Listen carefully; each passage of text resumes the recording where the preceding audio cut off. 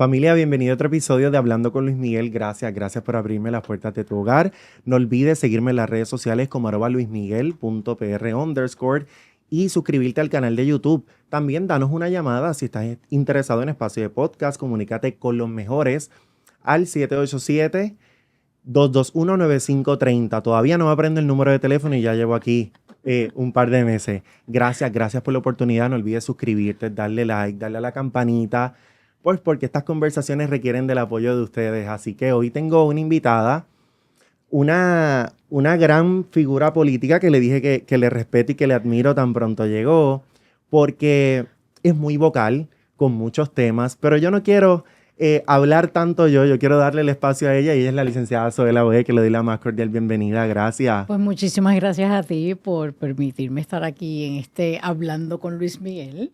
Agradecida por la oportunidad y te decía fuera del aire que ¿y por qué tú tan joven interesado en mí? Así que, pero para mí un honor estar aquí contigo y obviamente compartir con tu gente. Es que yo creo que usted tiene un público intergeneracional porque yo creo que pues habemos muchos fanáticos de usted en las redes sociales y ahora con su nuevo proyecto 60 y que quiero tocarlo más adelante. Pero yo quiero ir a Zoela Boy porque a mí me gusta mucho hablar de la carrera de la persona. Okay. ¿Quién es Zoela Boy? ¿Cómo se describe? Pues mira, si me estás preguntando desde el punto de vista profesional, pues yo vengo de una familia, te confieso, mi papá y mi mamá a 4º año terminaron. Así que yo tuve la bendición y el apoyo constante de papi y mami. Y ese apoyo me permitió primero graduarme de bachillerato de la Universidad de Puerto Rico. Confieso, lo hice en 3 años. Wow. Pues, tenía mucha prisa por empezar a trabajar y poder aportar. Lo hice, terminé, aunque comencé en el RUM, en Mayagüez, lo terminé en el recinto de Río Piedras, terminé y ahí me fui a ser maestra en el Colegio San Antonio en Río Piedras. Wow, no sabía esto. Sí, y fue una de las experiencias más lindas. Yo tengo que decirte que cada vez que te cuente una experiencia en lo profesional, digo que es bien linda porque aun cuando he tenido algunas que ha sido como que, wow, qué difícil, le agradezco a Papá Dios y a la vida que me haya permitido pasar por ellas, porque la Zoe que tú ves hoy aquí frente a ti es resultado de eso. Pero nada, termino de estudiar bachillerato, me voy a dar las clases, daba inglés y ciencia a niños y niñas de 3º y 4º grado. Fue una experiencia bella. Todavía hoy me encuentro en la calle. A los personas que me dicen, mire, usted no se va a acordar de mí, pero usted fue maestra mía de ciencia o de inglés en San Antonio. Así que me encanta encontrarme con ellos.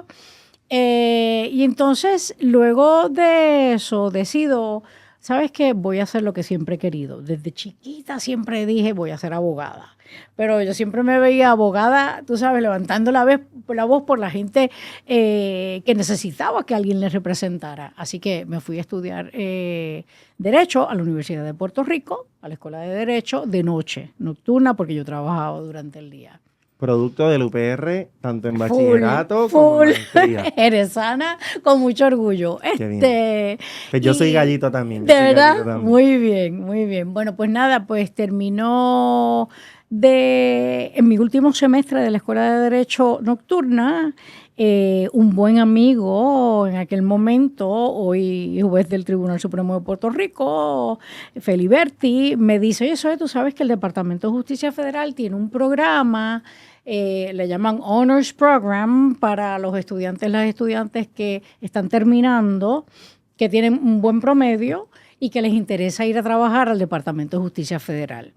Y yo, me encanta la idea, qué reto, y solicité y fui aceptada. Yo recuerdo todavía ese día cuando yo recibo la llamada del Departamento de Justicia Federal diciéndome, Zoela Boy, y yo, yes. Me dice, pues, para dejarte saber que te reclutamos, que te esperamos aquí. Así que hacer maleta. Hacer maleta. Y fue súper emocionante. Yo confieso que ese primer viaje para buscar apartamento y todo lo hice con mi adorada madre, que ya no está hoy conmigo, pero de verdad que es un ser humano bien especial en mi vida. Y fuimos y conseguimos el apartamento. Y yo me acuerdo, porque está jíbara, llegar a Washington. Era la primera vez que yo iba a Washington, bajarme del avión y ver aquellos edificios majestuosos. Y yo decir, oh my God, ¿qué hace esta nena in the big leagues? Porque, o sea, el Departamento de Justicia Federal. Claro. Y cuento largo corto, me pusieron a trabajar, aunque yo había solicitado ir a trabajar con la sección de delitos contra menores, que siempre ha sido una pasión de esta servidora, porque era bilingüe. Me pidieron que trabajara en la oficina Office of International Affairs, que trabaja con programas con países como Venezuela, Colombia, etcétera. Y tú puedes estar seguro que cuando me dijeron eso, y yo estoy allí, yo acabo de llegar, yo no le voy a decir que no. Así Claro. que dígame, ¿y qué hacías ahí, más o menos? Dígame dónde me necesita. Pues mira, fue súper interesante porque está el programa de extradición y lo que el Departamento de Justicia en la división criminal en la oficina de International Affairs lo que hace es que provee evidencia e información a los gobiernos de otros países que les interese procesar criminalmente a esas personas, pero no tienen suficiente evidencia. Así que el Departamento de Justicia Federal provee y comparte con ellos esa información. Por el otro lado está el proyecto de las extradiciones, que es el otro lado. Tú tienes allí un prófugo de la justicia de Estados Unidos, yo te voy a dar información y entonces tú me lo vas a proveer.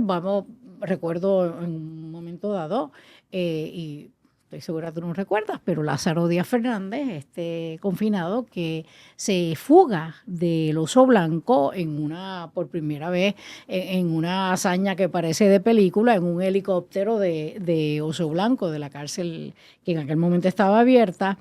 Y termina en Colombia. Y yo recuerdo haber estado trabajando desde el Office of International Affairs con los Marshals aquí en Puerto Rico para extraditar, correcto, desde Colombia a Puerto Rico a Lázaro Díaz Fernández, que se había fugado de la cárcel acá en Puerto Rico. Así que fue bien interesante.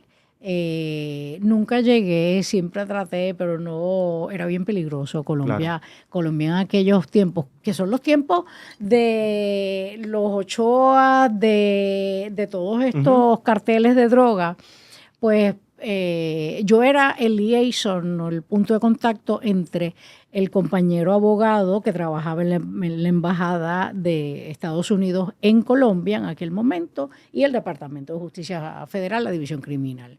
Pues traté en varias ocasiones de llegar hasta Colombia, no pude hacerlo, pero la verdad es que aprendí muchísimo. Ahí por primera vez yo utilicé... hay películas donde tú ves que hay unos teléfonos como que secretos y los secured lines, pues es la primera vez en mi vida que uso un teléfono donde la línea es secreta o secured, segura. Sí que fue una experiencia nueva. Sí, por completo. Pero yo crecí muchísimo y siempre recuerdo con mucho cariño a el que era jefe de la división a la que yo respondía. Y entre otras razones porque era un hombre supervisor muy respetuoso, yo era una nena, muy respetuoso, pero entonces defensor de las mujeres. Yo recuerdo en aquel tiempo, estamos hablando 1991, en 1991, 1992, había una directora de la sección de narcotráfico y esa señora, una mujer, abogada, blanca, yo llegaba a las reuniones y ella saludaba a todo el mundo menos a mí. Wow. Y ahí yo comencé a ver lo que es el discrimen. Por latina, pero también de mujer a mujer, que lamentablemente se da muchísimo. Y este jefe mío, un día recuerdo que llegamos juntos y ella otra vez saluda a todo el mundo menos a mí. Y él le preguntó, ven acá, ¿por qué tú nunca saludas a Zoe? Y entonces le hizo pasar una vergüenza y de ahí en adelante pues ella me saludaba. Pero muy bien, una vergüenza bien merecida. Claro que sí. Así que Washington para mí fue mi primera experiencia como abogada, fue maravillosa, pero las cosas de la vida... Y cuando quieras que te deje de hacerte cuento, me dices porque yo es larga. Es larga la historia. Estando yo en Washington, D.C., la compañera puertorriqueña, porque ella es abogada puertorriqueña también, que vivía allí en Washington, que trabajaba con el Bureau of Prisons, que es el negociado federal de prisiones, que iba a ser la abogada de la cárcel federal que abrió en ese momento aquí en Puerto Rico, que es la cárcel federal al lado de Fort Buchanan. Ella iba a ser la asesora legal. Y se echa para atrás y dice, yo no quiero regresar a Puerto Rico, me quiero quedar en Washington a vivir. Y ahí me ofrecen. Y yo quería regresar con urgencia a Puerto Rico. Y decidí aceptar el reto, me reclutaron y termino de vuelta en Puerto Rico, luego de 2 años y pico de estar allá en Washington, D.C., y me convierto en la asesora legal y la representante legal ante los tribunales federales de los empleados y empleadas, no de la población. Yo era parte de la administración y representaba ante los jueces federales a los empleados y empleadas. Sí, que eso era, si había cualquier conflicto que se viera involucrado un empleado, usted lo defendía. Exacto. Por ejemplo, un Solano Moreta, si es los apellidos, si los recuerdo correctamente, pero bien peligroso, este muchacho involucrado en tráfico de drogas en aquellos tiempos, está en la cárcel federal y lo tenemos en solitaria. Entonces el abogado, por ejemplo, por darte un ejemplo de las cosas que yo hacía, el abogado de él radicó una moción exigiendo que el tribunal le exija a MDC Guaynabo, a la cárcel federal, que lo saque de solitario y lo ponga en población general. Okay. A mí me tocó ir en representación de la administración de la cárcel federal, explicarle al tribunal por qué era necesario que mantuviéramos a este señor en solitaria, y el tribunal acogió nuestra petición y dijo, ustedes son los expertos, ustedes hacen lo que ustedes entiendan con la población. Así que eso era más o menos lo que yo hacía en la cárcel, además de ser el punto de contacto con el gobierno estatal. Todo lo que pasaba en la cárcel federal, o si habían reuniones para dialogar asuntos de seguridad desde el punto de vista de las agencias federales, pues yo representaba a la cárcel federal. Una vez usted llega a Puerto Rico, ¿por qué quería regresar a la isla? Yo tengo que confesarte que el discrimen que te cuento, yo lo sentí fuerte, pero eso no fue quizás el factor principal. El factor principal fue que toda mi familia estaba en Puerto Rico. Y yo quería regresar a mi isla. Yo amo a Puerto Rico. Y yo creía que desde acá yo también podía ofrecer mucho y aportar, exacto. Así que estando allí en MDC Guaynabo, recibo una llamada de uno de los jueces federales que en gran medida, que en paz descanse, en gran medida se le debe a él lo que él hizo, la apertura de MDC Guaynabo en Puerto Rico, porque fue por insistencia de él que por primera vez el Bureau of Prisons, o el negociado federal de prisiones, abre una cárcel fuera de Estados Unidos continental. Después abren una en Hawái, pero antes de la de Hawái fue aquí en Puerto Rico, y es gracias a los esfuerzos de Pérez Jiménez, el juez. Y él y yo trabajamos muchísimo juntos por cosas de la cárcel, y él decide que quiere recomendarme con el gobierno estatal para que yo me convierta en la administradora de corrección. Y ahí comenzó esta travesía estatal. Y ahí comenzó el trabajo con el gobierno estatal. Que ahorita te decía que para mí los trabajos que he tenido son bien especiales, pero sin menospreciar ninguna otra experiencia. Para mí la experiencia más linda es haber tenido el honor de dirigir el sistema correccional de Puerto Rico. Quiero llegar a eso porque a usted la nombra Pedro Rosselló. Correcto. Padre. ¿Cómo fue trabajar con Pedro Rosselló? Pues si tú supieras que primero que yo no lo conocía, yo te confieso. Antes de entrar al gobierno estatal, la política y yo éramos nada. Lo único que yo hacía era lo que yo creo que todo ciudadano y ciudadana debe hacer, que es salir a votar. Así que usted no militaba. Nada, en ninguna partido ni nada. Y cuando me invitan y acepto convertirme en la administradora, yo, otra vez sin conocerlo, creo que le explico a ellos cómo mi visión de qué es lo que debe pasar en las instituciones correccionales. Yo tenía ya bastante información porque, como te había dicho, yo era el liaison y en muchas ocasiones pues tenía que trabajar con cosas del sistema correccional de Y que Puerto Rico. tenía también la perspectiva federal de haber Por estado eso, fuera. correcto. Así que mi experiencia con el gobernador Pedro Rosselló fue excelente.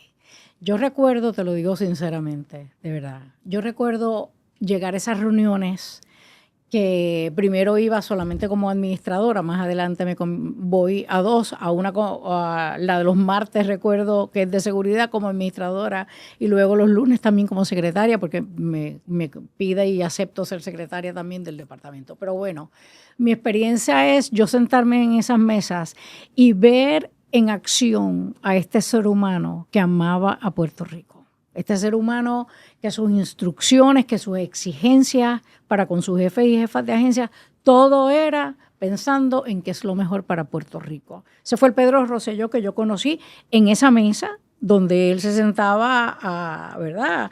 Al principio, al frente de la mesa como gobernador, más entonces todos y todas nosotras que éramos los que ocupábamos las diferentes sillas. Así que mi experiencia fue excelente. Yo nunca recibí presión de Fortaleza a hacer nada. Yo tenía independencia. Yo sí, cuando, por ejemplo, se me formaba un motín, que fueron muchos los motines que se formaron, y te pudiera explicar en algún momento por qué, pero cuando se me formaban motines, yo lo llamaba o llamaba o sea, motines internos. En las cárceles, en las cárceles. Cuando el motín se ponía difícil y que podía haber inclusive muerte, yo lo llamaba y lo mantenía al tanto, o directamente con él, o con la que en aquel momento era su asesora en seguridad. Pero te tengo que decir que mi experiencia con él fue la de esta actitud de tú eres la que sabes de corrección, así que dime tú. No, yo soy el gobernador y yo soy el que sé, así que déjame decirte. Pero esto refleja también cómo los tiempos políticos han cambiado, porque no es la primera persona que escucho que antes había más independencia en las diferentes ramas de gobierno y en las diferentes agencias. Hoy no puedo decir lo mismo, yo en mi perspectiva personal. ¿Ha cambiado mucho la política de esos tiempos con la de ahora, Zoe? Pues no es tanto política partidista, es política pública, es forma de administración. Y yo te tengo que decir, por ejemplo, yo llegué del sistema federal y yo no conocía a nadie. O sea, yo llegué allí y yo nunca había estado otra vez, yo no hacía política, así que yo no conocía a casi nadie. Y yo llegué y recuerdo pedirle a todo el mundo que se quedara en sus puestos por 6 meses, que me diera mi tiempo para evaluar. Y si hay algo que yo traía del gobierno federal, es que a mí no me importaba si tú eras PNP, PPD, a mí no me importaba, a mí lo que... Era que se trabajara. Correcto.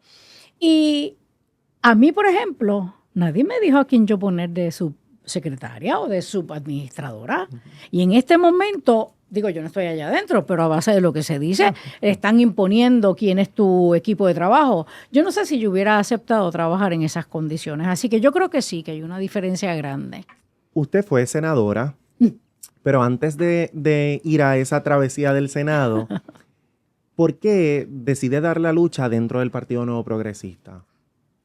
Mira, la lucha, asumo que te refieres a... A su ideal. Yo, desde chiquita, mi mamá nació en New York, ella viene de 16 años a Puerto Rico, o sea que nació y se crió allá, conoce a mi adorado padre y se casan. Y ella pues siempre, toda la vida nos crió, de hecho mi inglés no es de la escuela pública que primero fui y después el colegio que fui. Mi inglés es de mi mamá, que sí, de la crianza. Nos hablaba inglés. Y entonces siempre con este amor a Estados Unidos y esta añoranza de regresar a New York y qué sé yo qué. Y a medida que fui creciendo, fui leyendo, instruyéndome y concluyendo que hay una cosa que yo tengo bien clara y es la de que yo no soy de segunda en nada.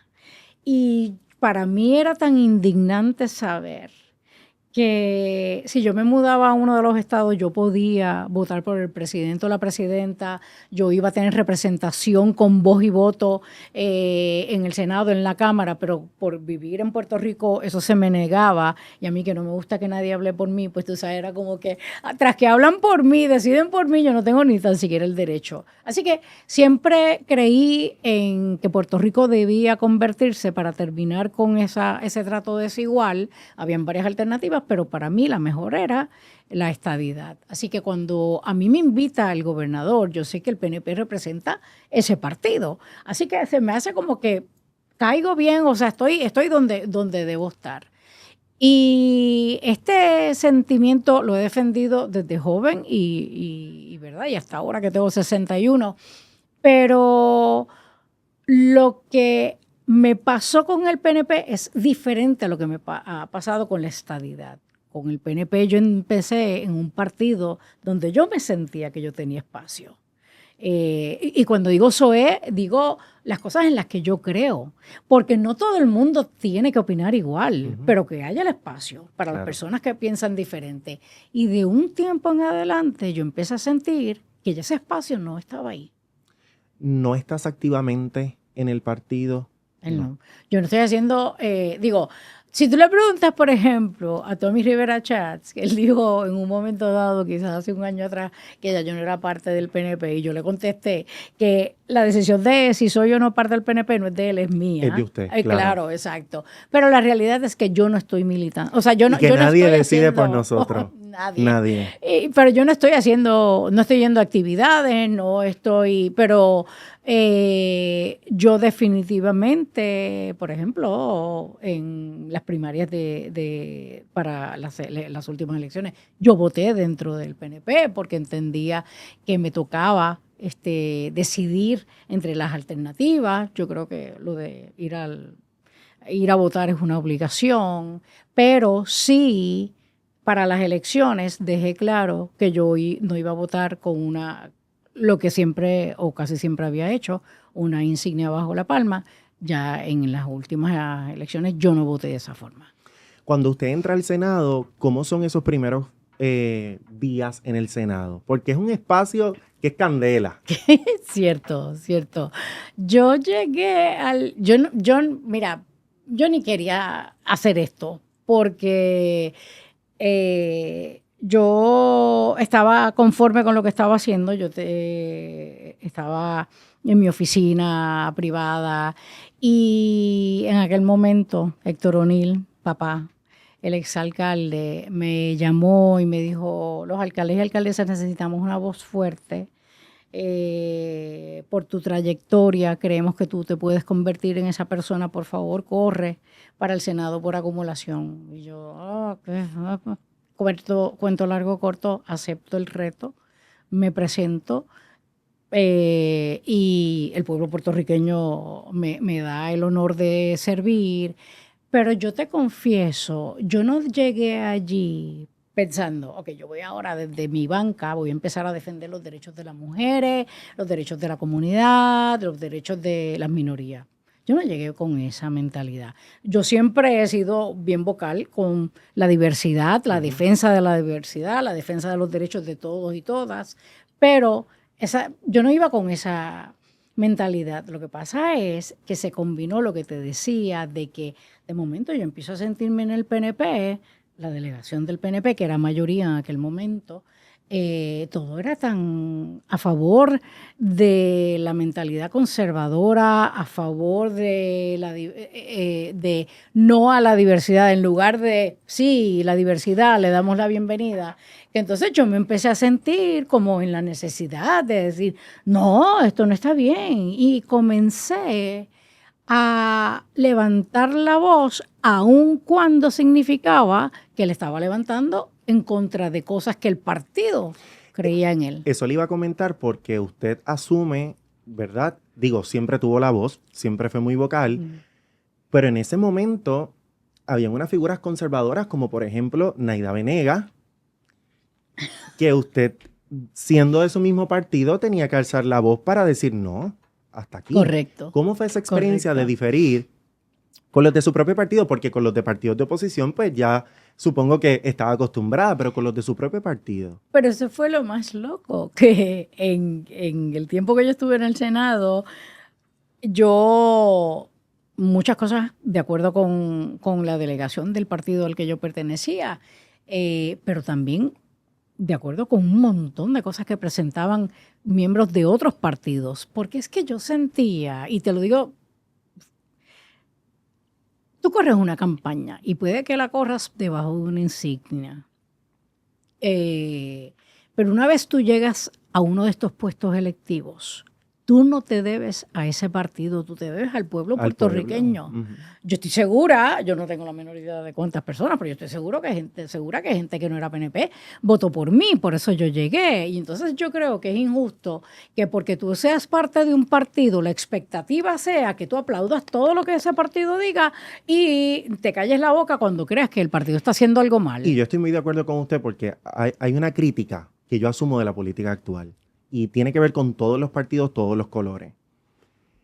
¿Cómo ponen la institución y la insignia por encima del bienestar colectivo? Completamente Y eso de es acuerdo. algo que lo vemos de izquierda, de derecha y de centro.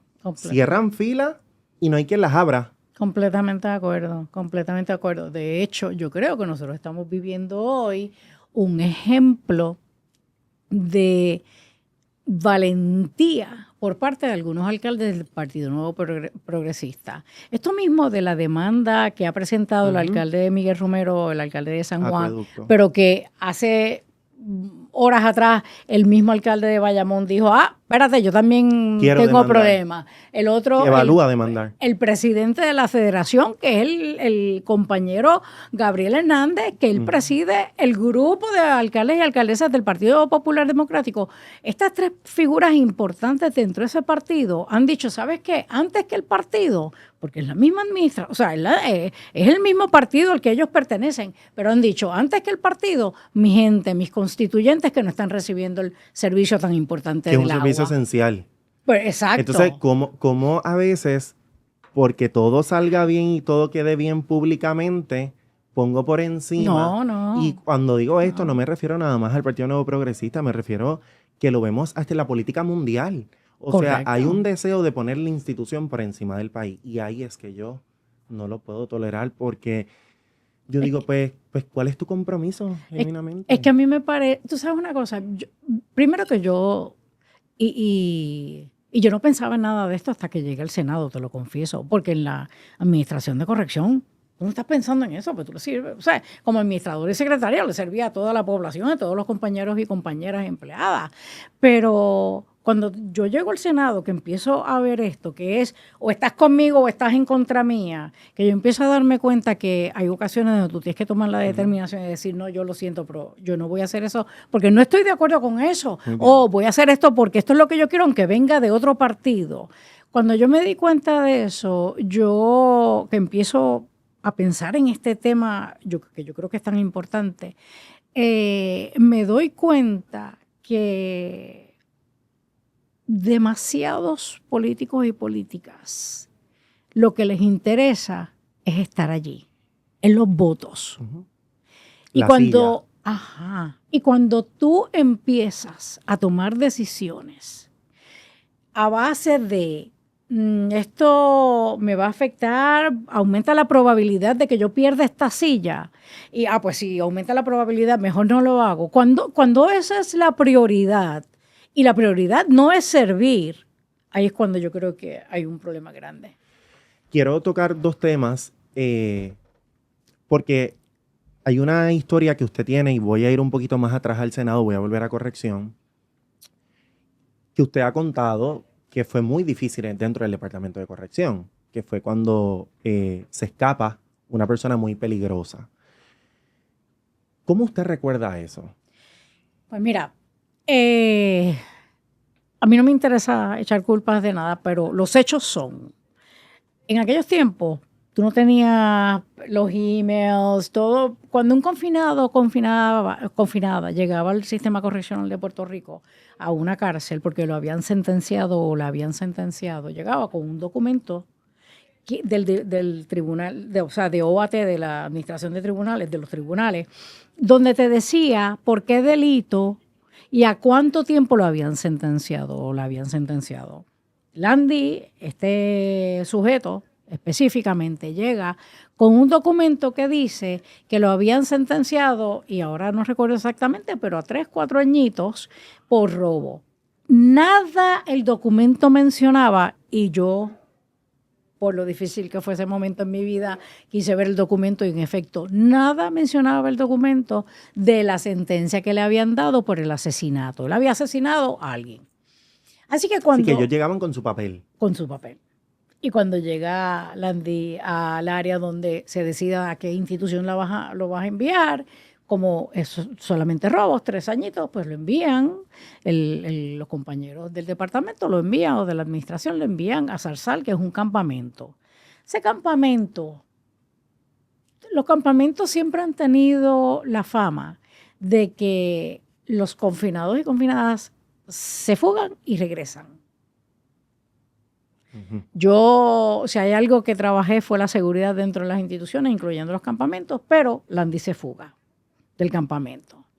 Y estando fugado, ahí mata, le quita la vida a 2 compañeros policías en una panadería. Qué duro. Y cuando se da eso... muy difícil, me imagino, para usted. Horrible. Muy duro. Yo estaba durmiendo, yo recuerdo, recibo esta llamada de una de las compañeras, porque me cuenta la compañera que quien la llama le dice, yo no me atrevo a llamar a la Boy, yo no voy a llamar a la Boy, tú llama a la Boy y dile esto. Bueno, pues anyway, mata y nos tiramos a la calle. Y te digo, literalmente, yo no era administradora de escritorio, yo me pasaba en las cárceles. En el field. Sí, porque yo aprendí del gobierno federal, boots on the ground. Muy bien. Tú no quieres que la gente te cuente, tú quieres saber lo que en verdad está pasando. Bueno, pues nada, nos fuimos y cuento largo corto, lo llegamos a recuperar, lo arrestamos, lo pusimos en una institución de máxima seguridad en aquel momento. O sea, era bien segura. Pero otra vez durmiendo, me vuelven a llamar, se fuga por segunda vez, Landy. Yo quería morir, yo no sabía ni cómo darle frente a Puerto Rico. Salimos a la calle nuevamente. Que me imagino que la prensa... Oh, imagínate.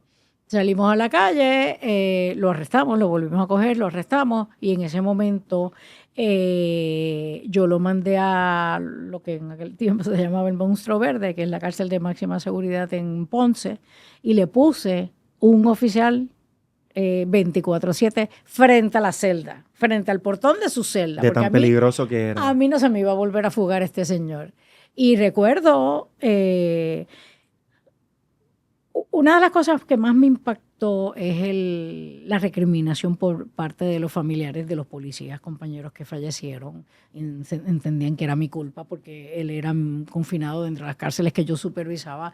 Yo no los culpo, pero la realidad es que yo hice todo lo que estuvo a mi alcance para que no volviera a pasar una situación como esa. Gracias a Dios no volvió a pasar.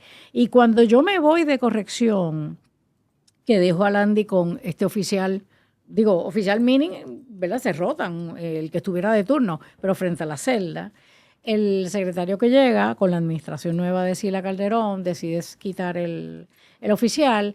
Y yo había advertido que era muy mala idea hacer eso. Y cuento largo corto, a los meses me llama el secretario a decirme, licenciada, la estoy llamando porque tuve que mandar a Landy fuera de Puerto Rico, sacarlo de Puerto Rico, porque nos llegó inteligencia, información de que a él iban a introducir un arma de fuego para escaparse y pues alegadamente entre las personas que no quería mucho era a mí. Temió por su vida. Mientras estuve allí, pues si tú supieras que no por Landy, sí por... alegaban que había gente que había gente con contratos para en contra mía. Y la razón fue que yo me metí con las gangas y yo me metí con el negocio de tráfico de drogas que había dentro de las cárceles de Puerto Rico. Y obviamente pues le impacté negativamente el negocio a muchas personas. Y tanto fue así que cuando yo me fui, el gobernador Rosselló había entendido por ley, el ex o administrador o ex administradora de corrección por ley no tiene derecho a escolta, superintendente sí. Y yo le expliqué al gobernador que yo tenía personas que me estaban buscando, y el gobernador, porque por ley no se podía, pues no daba tiempo para pasar el proyecto, el gobernador hizo una orden ejecutiva dejando, él se va de gobernador, yo me voy de administradora, pero dejándome escolta de la policía de Puerto Rico. Y cuando llega Sila Calderón, me la quita.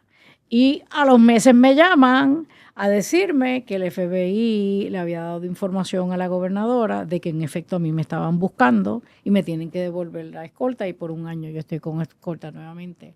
Desde entonces, gracias a Dios, no. Y que usted fue una secretaria que lo que dijo me encanta, boots on the ground. Eso yo lo aprendí mucho de mi mamá. Mi mamá yo creo que es de las personas, es la persona que más admiro en mi vida. De verdad que bella. Y entonces mi mamá, desde que yo nací, siempre fue jefa. Ajá. Y entonces de ella yo aprendí que si ella tenía que coger una escoba, un mapo, tirarse a la calle. Tú haces de todo, claro. Lo hacía. Claro. Y eso es algo que siempre lo he aprendido de ella. Oh, yes. Sé que el tiempo apremia, Ajá. pero usted ha sido muy vocal con un tema y le admiro por la valentía, se lo digo en mi espacio públicamente, es muy aliada de la comunidad LGBTIQ+, y de los derechos reproductivos. ¿Qué significa esa lucha para usted? Pues mira, otra cosa que cuando yo llegué al Senado yo no pensaba que me iba a convertir en esto, pero ante el patrón que se estaba dando en aquellos tiempos, que déjame decirte, yo lo digo con dolor, pero aquel patrón era menos peligroso del que hay hoy. Sí. O sea, y me apena porque ahora yo veo menos voces dispuestas a levantar su voz en contra de este patrón. Pero bueno, cuando yo comencé a vivir ese patrón, a mí nadie me tiene que convencer de que somos mejores cuando aceptamos la diversidad. A mí nadie me tiene que convencer de que cada uno y cada una debe vivir su vida como la quiera vivir. Así que yo empiezo a ver este patrón y empiezo a levantar la voz en contra de las medidas que están presentando. Yo recuerdo a la ex senadora que mencionaste presentar aquel proyecto quitándole el derecho a la mujer a decidir sobre su cuerpo y tener yo que asumir en contra de la delegación completa un turno en contra de ese proyecto. Pero también recuerdo cuando de otro partido, específicamente el Partido Popular Democrático, se me acercan para ver si yo me uno como autora al proyecto que prohibía las terapias de conversión en Puerto Rico, que es las terapias horribles. Yo quiero decirle algo, yo no me olvido. Esto yo creo que a mí nunca se me va a olvidar y siempre lo llevaré conmigo. Yo estar sentado en la sala de mi casa viendo ese proyecto, que usted era de ponente con Eduardo Batia, y ver ese testimonio que estaba entre medio de Eduardo y de usted. Y cómo hay gente que al sol de hoy dice que eso no ocurre. Que eso no ocurre, ¿cierto? O sea, yo me quedo... Entonces... Sí. Yo no sé ni qué decir, es hasta frustrante. Es horrible y una de las cosas que yo aprendí en el Senado... Que Eduardo Batia fue muy vocal también. No, pero sí, ya te digo, de la oficina de Eduardo fue que me invitaron a mí a convertirme en autora de ese proyecto.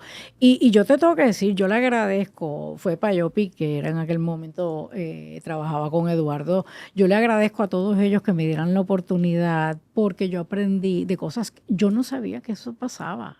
Pero la cantidad de seres humanos que yo recibí en mi oficina, que me fueron a contar de lo mucho que, y la mayor parte de ellos, las experiencias cuando niños y ahora de adultos todavía sufrían las consecuencias de lo que pasaron cuando niños como consecuencias de terapias de conversión. Porque el problema con la terapia de conversión es que va a quien tú eres como ser humano.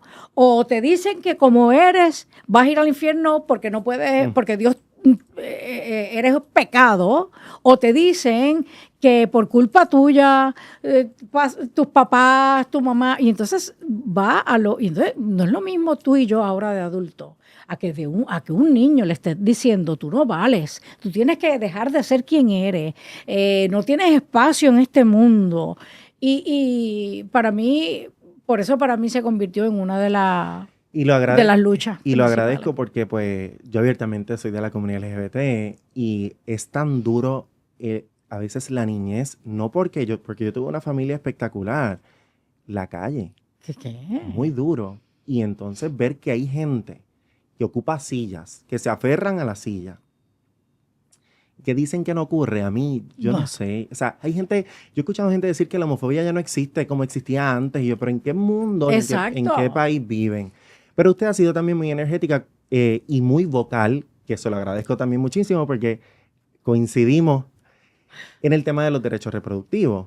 No es fácil con proyectos que se han radicado, no tan solo en el cuatrenio que usted fue senadora, en estos cuatrenios, por unas fuerzas políticas que están, ¿verdad?, renaciendo. Yo digo que son masas que estaban dormidas.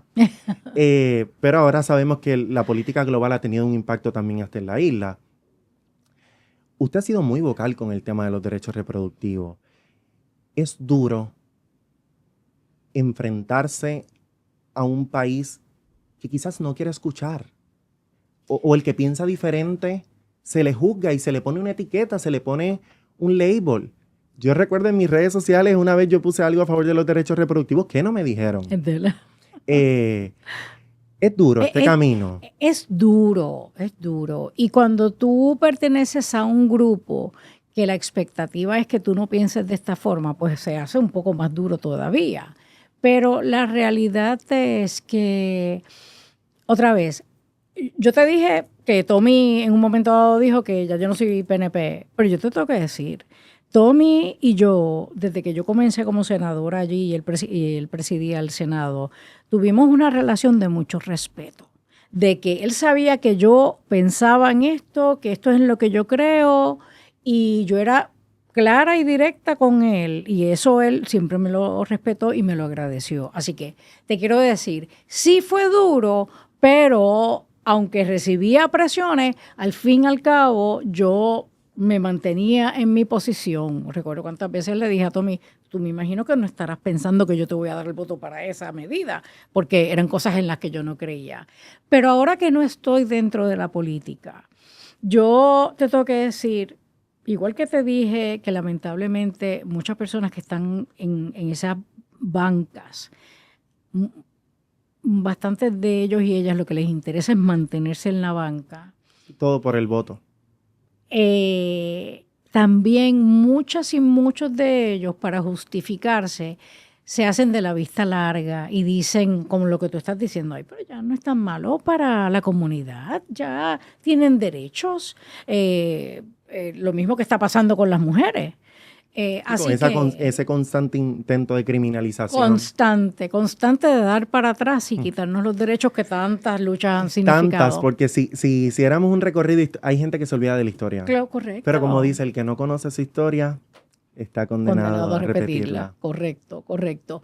Así que, pero sí, ha sido fuerte, pero como yo no estoy allá adentro, y aunque estuviera total igual, diría lo que pienso, pero desde donde puedo, cada vez que puedo, levanto la voz a favor de la diversidad, a favor de los derechos, particularmente de las minorías. Ya para irnos, porque sé que tiene agenda y no le quiero consumir mucho más tiempo, hablemos 60 y qué, porque esto ha sido un éxito para usted, tiene fan de todas las generaciones, yo me incluyo, aquí está mi mejor amiga también, somos fan de este nuevo proyecto de 60 y qué. Pues si tú supieras que 60 y que es un proyecto que nace de eso de atreverse a hacer cosas que nunca había hecho antes. Primero que yo soy malísima, bueno, cuando empezamos te lo dije, con la tecnología. Pero su boom así de las redes sociales. Sí, por eso, pues me atreví a meterme a hacer un video y hablar de algo que tampoco es